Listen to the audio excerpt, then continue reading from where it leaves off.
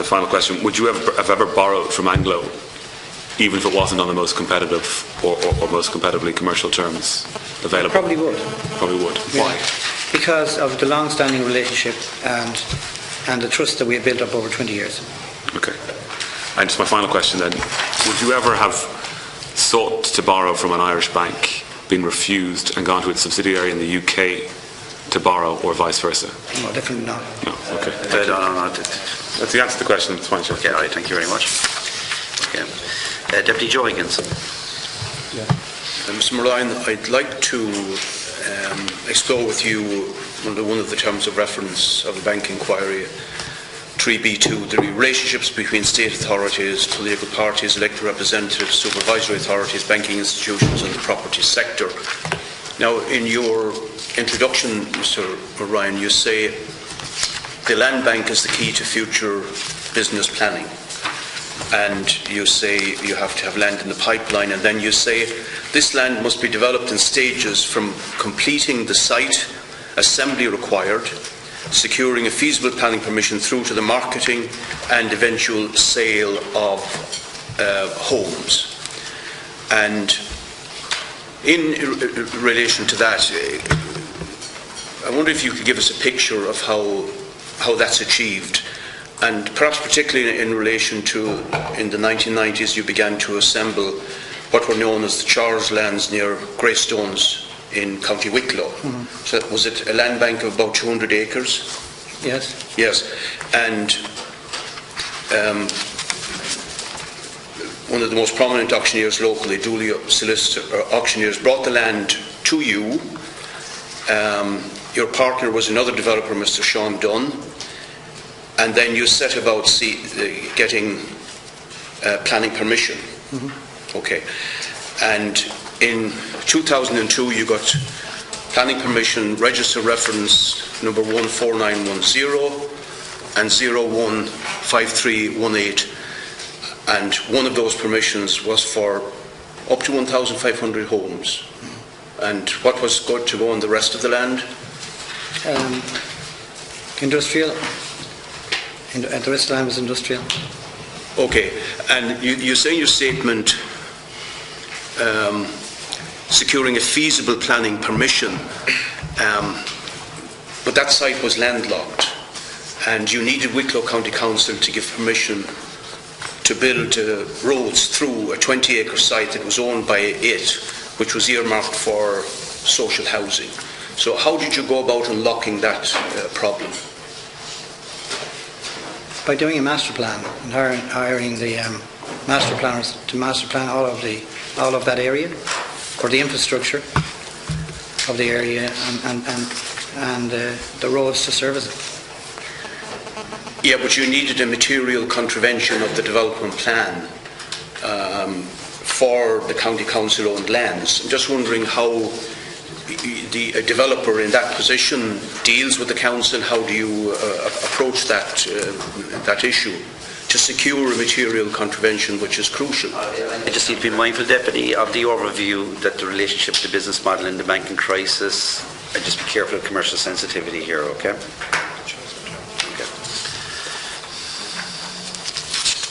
Continue. Yes.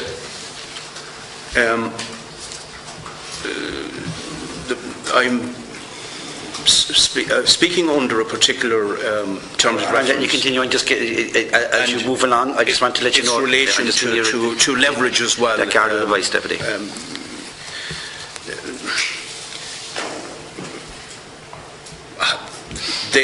There was a vote for material contravention to secure roads in that land on the 12th of May, and it was defeated. And then on the 17th of July, can I refer to a public document? Mr. Mulryan, you're aware of this document? Yes. This is an agreement dated the 17th of July. And it's between you and Wicklow County Council. You're aware of this? Mr. Mulryan, are you familiar with the document that has been provided to you? This is a public document in the planning section of Wicklow County Council. Mm-hmm. An agreement between Bramble Glen Limited and Ballymore Contracting Limited, Sean Mulryan and Sean Dunne, and Wicklow County Council. Signed the 17th of July. Right. Okay? You know the agreement I'm talking about? I don't. I'll go forward. But, Mr. Mulryan, it's present when the official seal of the Council of the County Wicklow was affixed is a nominated member. Council moving beyond the terms of reference now, so I need you to kind of move to a question or to make it clear where you want to travel with this. Yeah, the point is, Chairman, that there's a document signed here by Mr. Mulryan, by Mr. Dunne, by a member of the Council, a nominated member, Cllr Vance, and the county manager, which secures the road easements that the developers needs from Wicklow County Council. The point is that according to Section 183 of the Local Government Act 2001, that is a reserved function of the elected members. Okay, it was never brought to the elected members. I think it's the county manager that you should be talking about. I have no idea. Okay. I think it's the county manager who is the boss, who runs the council, who has to. I can't do a material contravention. It's the manager that has to do that, and the authorities. I can't influence them. Okay. But you were not aware that the elected members were not. Sorry, definitely, I'll have to bring you back from that space. Okay, I really do.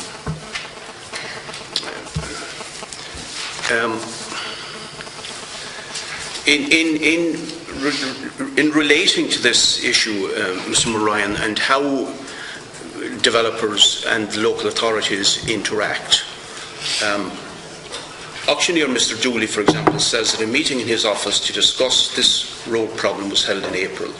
There was a councillor present himself and Mr. Dunne. We're drifting outside in terms of reference. Would that be a normal way of space here, discussing a problem? Sorry, I don't see, Chairman, what this has to do with the banking query. I'm astonished. Okay, and I would have to concur with your opinion, Mr. Mulryan, and it's drifting outside the terms of reference, and you're free not to respond to that if you so wish. Sorry, Mr. Chairman, I don't want to be difficult, but why is it outside the terms of reference? I'm exploring the relationship between, as I indicated at the beginning, between the state authorities, the property sector, and elected representatives. If you wish, I'll just go through the legal advice now. If you wish, I can go into private session, or just private session to do this if you wish, Deputy. No, but let me just, I want to move on fairly quickly, but one further thing, Mr. Mulryan, is that Mr. Dooley says a further meeting was held in March 2003, that meeting discussed all the possibilities of the access road, etc., and outlined drawings of how it could be resolved, that he attended that meeting, that it was in Dobbin's restaurant. I need a question, in March, Deputy, please. And that you and I need a question, Deputy, that's in terms of reference. Do you remember that meeting? Well, we had many meetings, and I would have to say, Mr. Mulryan, I just need to advise you that we're drifting beyond the scope in terms of reference here. Okay. I'm not going to choose to tell somebody not to answer a question, but the prerogative and the decision to answer that rests entirely with yourself, if you wish to or wish to. No, I think I'm certainly not fully up to speed with it. And I don't think it's more relative to planning, and it's more relative to. The point, Mr. Ryan, is would it be normal for, or would it be appropriate, for example? The Deputy, please, without interruption there. Mr. Mulryan has indicated his position on the question. I can go into private session, and we can have a long legal discussion around this. But I don't want to be interrupting your time.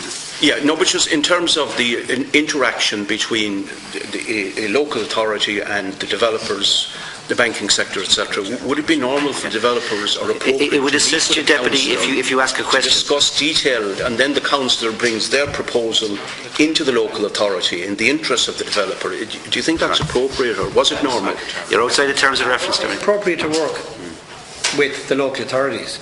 If there's major developments to be delivered, I mean, somebody has to deliver them, and you must work and cooperate with the local authorities and the local communities and deliver the infrastructure. And you can't do that without dealing with the authorities and the bodies in the authorities and negotiate. Maybe if I can reshape the question for you, which I think, I'll stop the clock, Deputy. Is every local municipal authority in the country, Mr. Mulryan, would on a 5-year cycle put together development plans, and that development plan would kind of identify areas of zoning. This would be residential, this would be commercial, this would be development, and so forth. As part of your business practice, would you have engaged with authorities to see where the development plan was going, and you would look at your own business model in conjunction, in line with how a development plan might be evolving over the 5-year cycle? Yes. Yeah, we would do that. Yeah. Okay. Just Deputy, you know. Yeah. Just to move on quickly then. Then, Mr. Mulryan, in that site or any site by any developer, when these problems are resolved for the developer, and the planning permission is achieved, the price of the land would increase exponentially. Would that be correct? Or decrease, depending on the market. In the period of the bubble that this inquiry is trying to look into, would the price of a site like that increase manyfold? As I said, and as we have seen from history, it depends on, the cycles are every 5-7 years. Land can, we'll say, for instance, increase in value by 60-70%, and it can equally decrease in value by 60 or 70%. Yeah, I understand that's the way it is. I understand that, Mr. Mulryan, but in the Ireland of 2002 and 3, if a site like that was purchased for, let's say, 20 or 25 million, planning permission for 1,500 houses was secured, planning issues were resolved. Would the price of that land then increase exponentially? Absolutely, yes. Could you put a factor on it? Not specifically, no. Any rough? It varies on many issues. It varies. There's many variations. You can't generalise on locations. Okay. Well, wrap up, so please, Deputy. Yes, I'll just put you to finish the line. I don't know, unless you want to tell me how much you paid, and then when you sold the land on to other developers, how much you. I actually wouldn't be able to tell you that. I don't know. You couldn't. Well, let's say, for the sake of argument, Deputy Ryan, that and this is just for the sake of trying to illustrate a point in relation to housing, particularly, that it went from 20 million to 100 million. That would mean that the price of a site of the 1,500 homes would go from 13,000 to 66,000. Do you think, Mr. Mulryan, as a major developer, that it's just and right that young people would then be paying that for the rest of their lives for the profits of banks and developers? Sorry, Deputy, I'm going to ask you to interject there. The question's made, Deputy, and he intended it. I'm not too sure. I do sympathise with young people and trying to get on the housing ladder, absolutely. Okay. But Deputy, I'm going to have to close it there. I really am. You're Deputy Pierce Doherty. I guess